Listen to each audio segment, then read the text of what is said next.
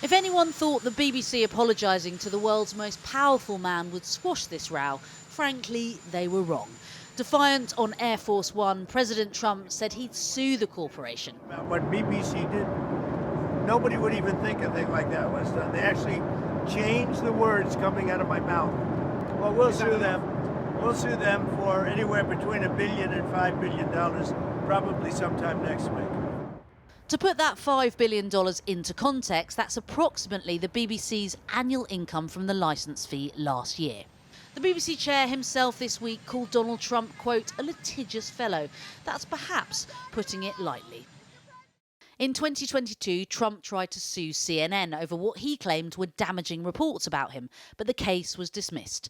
Then in 2024, he sued both ABC News and CBS over their coverage. They both ended up paying out $16 million to settle, not to mention 2 pending lawsuits against the Wall Street Journal and the New York Times.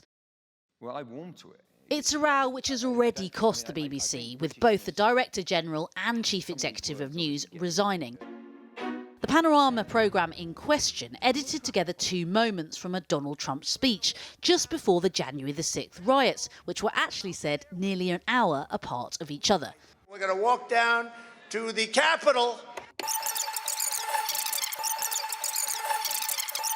and we fight. We fight like hell. While the programme misrepresented Trump's speech before the January 6th protesters stormed the Capitol, the Panorama didn't air in the States to US voters. And according to one former BBC boss, this could work in the corporation's favour.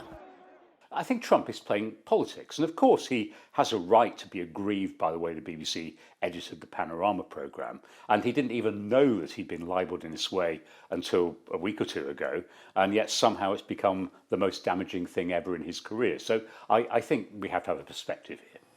While this dispute is undoubtedly distracting from political troubles closer to home, where the president has broken ties with long-term MAGA ally Marjorie Taylor Greene over what Trump called her wacky demands to release all the Epstein files. Instead, he vowed to investigate the paedophile's ties to Democrats. A vote on the release of those files is expected next week. The president's critics believe this and the BBC controversy conveniently deflects from the scandal which won't go away for Trump, his friendship with convicted sex offender Jeffrey Epstein.